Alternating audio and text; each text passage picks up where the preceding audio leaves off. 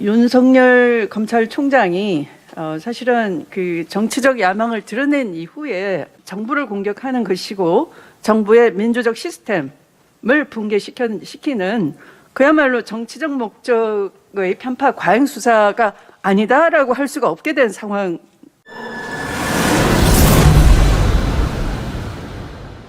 아까 우리 감사원장께서는 22일쯤 뭐 보냈다고 하는데 수사 참고 자료를 대검에 보냈다고 하는데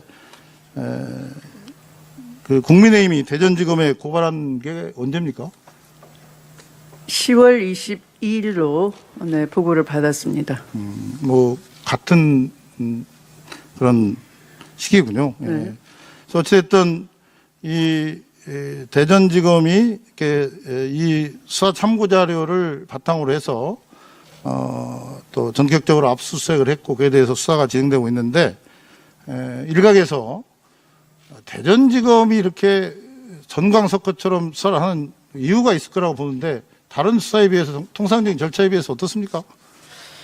뭐 이 사안은 아까도 그 감사원장님에 대해서 질문하면서 법무부 장관도 같이 경청해 달라라고 하셔서 제가 듣고 있는 중에 든 생각은 이런 겁니다. 윤석열 검찰총장이 사실은 그 정치적 야망을 드러낸 이후에 의원님이 의심을 하시는 것처럼 정광석화처럼 이 사건이 진행되고 있다라는 느낌은 저도 동일하고요. 왜냐하면 윤 총장이 서울중앙지검장으로 재직했던 2018년과 2019년 사이에 동일 사안으로 이미 중앙지검에서 3건 각하를 한 적이 있습니다. 중앙지검 이외에 뭐 대구청이나 경주청에서도 똑같이 동일 사안이 제기됐는데 또 3건이 각하가 됐어요. 그때 각하 처분 사유가 뭐냐 하면 한수원 사장 및 이사들에 대해서는 경제성, 안전성 등을 고려한 경영상의 판단으로 정책 판단과 선택의 문제이기 때문에 임무 위배 행위라 보기 어렵고 한수원의 재산상 손해를 가하였다가 보기도 어렵다는 사유로 혐의 없음 처분을 내렸습니다.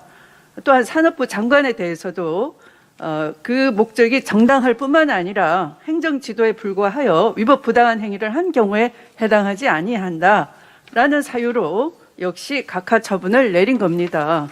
그래서 본인이 중앙지검장으로 재직하던 때는 분명한 이유를 설시해서 각하 처분을 했던 것을 정치 야망을 드러낸 이후에 표변해서 그렇게 하는 것은 국민들이 생각하시기에도 정치적 목적의 수사다라고 생각지 아니할 수가 없고 그 무혐의 각하 처분 사유에서처럼 이것은 명백히 권력형 비리도 아닌 것이죠. 정부의 중요 정책 결정 과정에서 발생한 문제인 것이고요.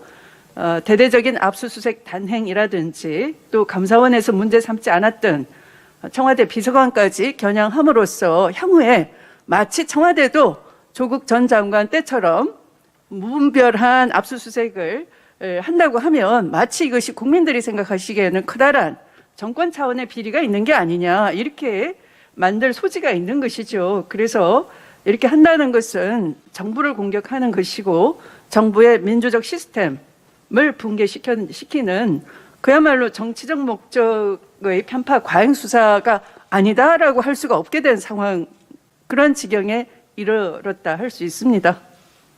네, 좋습니다. 이번 검찰 수사가 산업통상자원부에서 월성 원전 1호기에 관련해 세부 쟁점에 대한 재심 청구를 검토하고 있는 상황이고 또 검찰총장이 대전지검을 다녀간 지 불과 일주일 만에 이런 수사들이 전격적으로 이루어지고 있는데 이런 것들이 좀 뭔가 좀 이렇게 너무 조급하고 서둘렀다 이런 생각을 안 씁니까? 아까 말씀드린 것처럼 상당히 이례적인 거죠. 왜냐하면 스스로 중앙지검장일 때 각하하는 것을 결재를 한 입장이 있으면서 이 대권 후보로 부상이 되면서 그런 정치적인 야망을 표현함과 동시에 대중적으로 또 이 감사원에서 물론 이 수사 자료를 보냈다고 하는 것이지만 대전지검에 고발한 것은 아마 야당의 지역 위원회인 것 같은데요.